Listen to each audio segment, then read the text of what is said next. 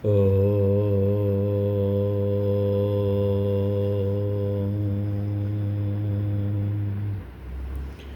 सर्वान्तर्यामिणे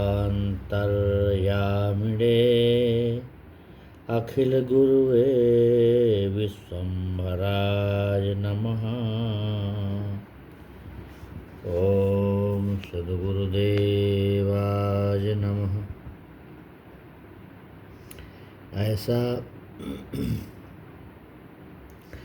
ऐसा कौन मनुष्य होगा कि जो सुखों को सिद्ध करने वाले व्यवहारों को छोड़कर उल्टा आचरण करे। क्या यथा योग्य व्यवहार किए बिना किसी को सर्व सुख प्राप्त हो सकता? क्या कोई मनुष्य है जो अपनी और अपने पुत्रादि संबंधियों की उन्नति न चाहता है? कोई ऐसा? इसलिए सब मनुष्यों को उचित है कि श्रेष्ठ विद्या, शिक्षा और धर्मयुक्त व्यवहार एक दूसरे के साथ में करके सुखी होके और दुखों का नाश करे। कोई मनुष्य अच्छी शिक्षा से धर्मार्थ, काम और मोक्ष फलों को सिद्ध नहीं कर सकता और इसके बिना पशु के समान होकर दुखी नहीं रहता। इसलिए सब मनुष्यों को अच्छी शिक्षा से युक्त होना आवश्यक है। अच्छी शिक्षा उसको प्राप्त करना चाहिए, जिसके लिए बालक से लेके वृद्ध पर्यंत मनुष्यों के सुधार के अर्थ व्यवहार संबंधी शिक्षा का विधान किया जाता है। इसलिए यहाँ वेद शास्त्रों के प्रमाण भी कहीं कहीं दिखेंगे। उनके अर्थ को समझने का ठीक ठीक सामर्थ्य बालक को रहता नहीं। जो विद्वान प्रमाण देखना चाहे तो वेदार्थ पर ध्यान दें, शास्त्रों पर ध्यान दें तो सत्य प्रमाण प्राप्त कर सकते हैं। प्रश्न ये है कि कैसे पुरुष पढ़ाने और शिक्षा करने वाले होने चाहिए? तो उत्तर यही होगा कि पढ़ाने वाले के लक्षण पहले क्या है ये देखो। आत्मज्ञानम समारंभो स्थितिच्छा धर्म नित्यता यमार्थानापकर्षन्ति स वै पंडित उच्यते।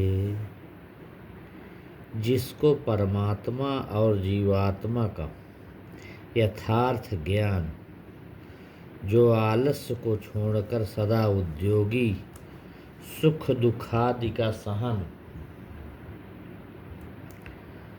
धर्म का नित्य सेवन करने वाला, जिसको कोई पदार्थ धर्म से छुड़ाकर अधर्म की ओर न खींच सके, वह पंडित कहलाता है।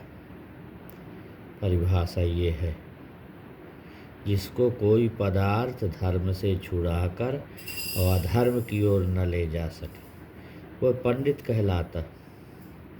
निषेवते प्रशस्तानि निंदितानि न सेवते अनास्तिका श्रद्धान एतत् पंडित लक्षणम। जो सदा प्रशस्त धर्मयुक्त कर्मों का करने और निंदित अधर्मयुक्त कर्मों को कभी न सेवन करे, न कदापि ईश्वर, वेद और धर्म का विरोधी, प्रभु परमात्मा, सत्य, विद्या और धर्म में दृढ़ विश्वासी है, वह मनुष्य पंडित के लक्षण से युक्त होता है। क्षिप्रम बीजानाति चिरम शृणोति विज्ञाय चार्थम भजते न कामात् न संस्पृष्टो ह्युपयुङ्क्ते परार्थे तत्प्रज्ञानम प्रथमम पंडितस्व। जो वेद शास्त्र दूसरे के कहे उसके अभिप्राय को शीघ्र ही जाने, दीर्घ काल पर्यंत बहुत समय वेद शास्त्र और धार्मिक अच्छे अच्छे विद्वानों के वचनों को सुने और सुन के ठीक ठीक समझकर निरभिमान हो, शांत हो, दूसरों से प्रत्युत्तर करने और भगवान परमेश्वर प्रभु से लेकर पृथ्वी पर्यंत पदार्थों को जान के उनसे उपकार लेने में तन मन धन से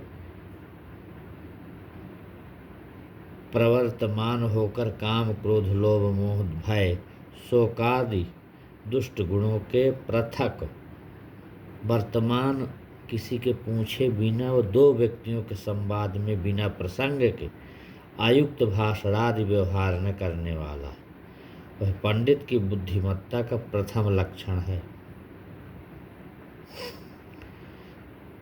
ना प्रापमभिवाञ्छति नष्टं नेच्छन्ति शोचितुम् आपस्तु चा न मुह्यन्ति नराः बुद्धयः। जो मनुष्य प्राप्त होने के अयोग्य पदार्थों की कभी इच्छा नहीं करते, किसी पदार्थ के अदृष्ट व नष्ट भ्रष्ट हो जाने पर शोक नहीं करते और बड़े बड़े दुख सह लेते हैं, बड़े बड़े दुखों से युक्त व्यवहारों की प्राप्ति में भी मूढ़ होकर नहीं घबराते, सह लेते हैं, वह मनुष्य पंडितों की बुद्धि से युक्त कहाते हैं। प्रवृत्तवाक चित्रकथ ऊहवान प्रतिभानवान आसु ग्रंथस्य वक्ता चा यासा पंडित उच्यते। जिसकी वाणी सब प्रकार की विद्याओं में चलने वाली, अत्यंत अद्भुत विद्याओं की कथाओं को करने, बिना जाने पदार्थों को तर्क से शीघ्र जानने जनाने वाले, सुनी विचारी विद्याओं को सदा उपस्थित रखने और जो सब विद्याओं के ग्रंथों को अन्य मनुष्यों को शीघ्र पढ़ाने वाला मनुष्य वही पंडित कहाता। श्रुतं प्रज्ञानुगम्यस्य प्रज्ञा चैव श्रुतानुगा असंभिन्नार्यमर्यादः पंडिताख्यां लभेत सः। जिसकी सुनी हुई और पढ़ी विद्या अपनी बुद्धि के सदा अनुकूल और बुद्धि और क्रिया सुनी पढ़ी विद्याओं के अनुसार जो धार्मिक श्रेष्ठ पुरुषों की मर्यादा का रक्षक और दुष्ट डाकों की रीति को विदीर्ण करने वाला मनुष्य ही पंडित नाम धराने के योग्य है। ऐसे सत्पुरुष पढ़ाने और बुद्धिमान पढ़ने वाले होते हैं, वहाँ विद्या धर्म की वृद्धि होकर सदा आनंद बढ़ता।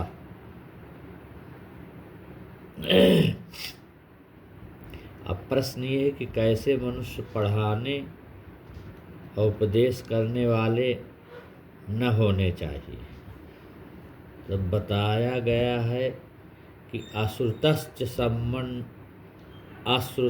समुन्नद्धो दरिद्रश्च महामनाः अर्थाश्चाकर्मणा प्रेप्सुर्मूढ़ इत्युच्यते बुधई।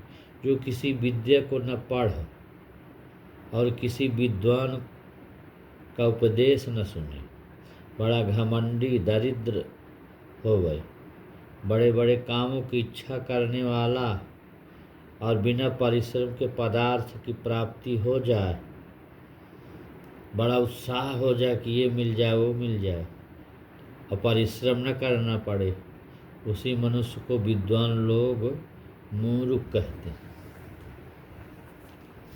ऐसा व्यक्ति मूर्ख होता। अनाहुता प्रविशति अपृष्टो बहुभासते अविश्वस्ते विश्वसित मूढ़ चेता नराधमा। जो बिना बुलाए जहाँ तहाँ सभादि स्थानों में प्रवेश कर सत्कार और उच्चासन को चाहे, ऐसी रीत से बैठे कि सब सत्पुरुषों का उसको आचरण अप्रिय विदित हो, बिना पूछे बहुत अंड बंड बके, अविश्वासियों में विश्वासी होकर सुखों की हानि कर लेवे, वही मनुष्य मूढ़ बुद्धि और मनुष्य में नीच कहाता।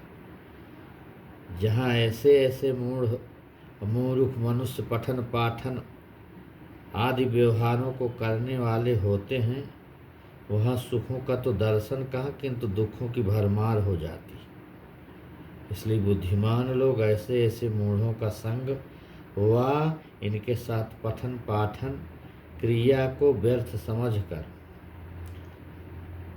और ऊपर जो बताया गया है तो धार्मिक विद्वानों का संग करे और उन्हीं से विद्या का अभ्यास करे, सुशील बुद्धिमान और अपने शिष्यों को अपने भक्तों को बतावे पढ़ावे। ये विद्वान और मूढ़ के लक्षण बताए गए। इस तरह से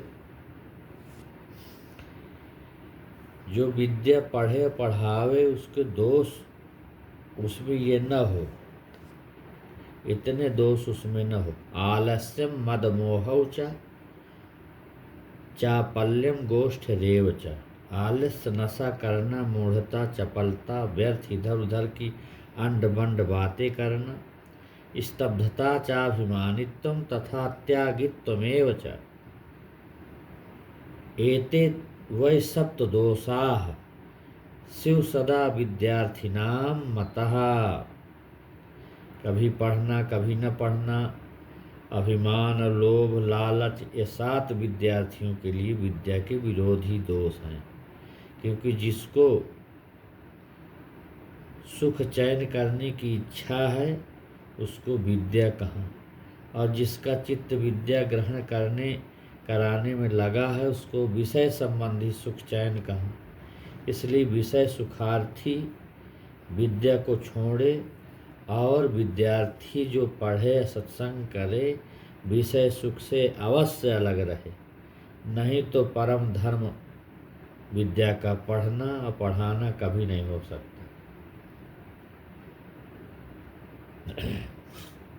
अब कैसे मनुष्य विद्या प्राप्ति कर और करा सकते हैं, अब ये प्रश्न आ रहा है। तो ब्रह्मचर्यस्य च गुणं शृणुं त्वं वसुधादि आजन्म मरणाद्यस्तु ब्रह्मचारी भवेदि। भीष्म जी युधिष्ठिर से कहते हैं कि हे राजन, तू ब्रह्मचर्य के गुण सुन। जो मनुष्य इस संसार में जन्म से लेकर मरण पर्यंत ब्रह्मचारी होता है उसको कोई शुभ गुण अप्राप्य नहीं रहता। ऐसा तू जान कि जिसके प्रताप से अनेक करोड़ों ऋषि ब्रह्मलोक अर्थात सर्वानंद स्वरूप परमात्मा में वास करते और इस लोक में भी अनेक सुखों को प्राप्त करते हो, जो निरंतर सत्य में रमण करते हैं उसी को ब्रह्मचर्य कहा जाता है। ब्रह्मचर्य के लक्षण जो सत्य में रमण करते रहते, और जितेंद्रिय है, शांतात्मा है, उत्कृष्ट शुभ गुण स्वभाव युक्त और रोग रहित पराक्रम युक्त शरीर ब्रह्मचर्य और वेदादि शास्त्र सत्य विद्या और परमात्मा की उपासना जो हमेशा अभ्यास करते रहते हैं, वे सब बुरे काम और दुखों को नष्ट कर सर्वोत्तम धर्मयुक्त कर्म और सब सुखों की प्राप्ति करने वाले होते हैं। इन्हीं के सेवन से मनुष्य उत्तम महान महापुरुष बन जाते हैं। आप विद्या पढ़ने सत्संग कराने वालों के व्यवहार कौन कौन, ये प्रश्न आ रहा है। तो इसमें उत्तर में यही रहेगा कि अशुश्रूषा त्वराश्लाघा विद्याया सत्र वस्त्रया। जो विद्या और विद्वानों की सेवा न करना, अति शीघ्रता माने जल्दी जल्दी करना, और अपनी व अन्य पुरुषों की प्रशंसा करते रहना, ये 3 विद्या के शत्रु हैं। जो पढ़ने वाले, पढ़ाने वाले, सुनने वाले, सुनाने वाले, सत्संग करने वाले, कराने वाले, वो इनको छोड़ दे। इस प्रकार से सूरवीर उसी को कहते हैं। वेदाध्ययन सूराश्च सूराश्चाध्ययने रताः गुरु शुश्रूषया सूराः पितृशुश्रूषया परे मातृशुश्रूषया शूरा भैक्षशूरास्तथा परे अरण्ये गृहवासे चा शूराश्चा आतिथ पूजने। कहते कि जो कोई मनुष्य वेदादि शास्त्रों के पढ़ने, सत्संग करने में सूर, जो दुष्टों के दलन और श्रेष्ठों के पालन में सूरवीर, अर्थात दृढ़ोत्साही उद्योगी, जो निष्कपट परोपकारक, गुरुजनों की सेवा करके सूर, जो अपने जनक की सेवा करके सूर, जो माता की परिचर्या से सूर, जो संन्यास आश्रम से युक्त अतिथ रूप होकर सर्वत्र भ्रमण करके अपरोपकार करने के लिए भिक्षावृत्ति में सूर, जो वानप्रस्थाश्रम के कर्म, जो गृहस्थाश्रम के व्यवहार में सूर होते हैं, वे ही सब सुखों के लाभ करने कराने में अति उत्तम होके धन्यवाद के पात्र होते हैं। कि जो अपना तन मन धन विद्या धर्मादि शुभ गुण ग्रहण करने में सदा तत्पर रहते हैं, उपयुक्त रहते हैं। अब शिक्षा किसको कहते हैं? जिससे मनुष्य विद्या आदि शुभ गुणों की प्राप्ति और अविद्यादि दोषों को छोड़ के सदा आनंदित हो सके, वह शिक्षा है, वह विद्या है। अब विद्या किसको कहती है? तो शिक्षा की बात हो गई। अब विद्या और अविद्या किसको कहते हैं? जिससे पदार्थ का स्वरूप यथावत जानकर और उससे उपकार लेके अपने और दूसरों के लिए, सबके सुखों के लिए सबका भला कर सके, वह विद्या। और जिससे पदार्थों के स्वरूप को अन्यथा जानकर अपना और पराया अनुपकार करे, वह अविद्या कहती है, वही अविद्या कहलाती है।